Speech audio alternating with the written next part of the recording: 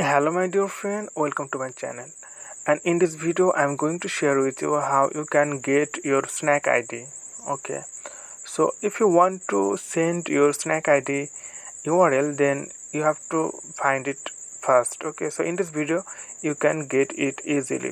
So before the tutorial starts, you are sincerely requested to subscribe to this channel, and if you face any problem or if you have any question, please let me know in comment below. Okay, so let's begin the tutorial. Here you can see the snack video app, so click on this, and after that here you can see the option, this one. Here you can see you have to go your profile, click on this, and after that this is your home page. Okay, so you have to go here, this option,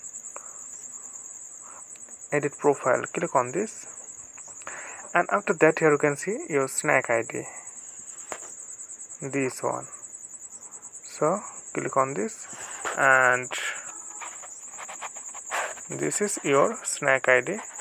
You can just select, sorry, you have to long press on your account and you can copy it. Okay,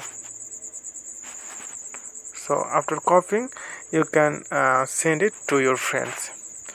Okay friend, today is no more. I hope this video will helpful for you, and thank you for watching.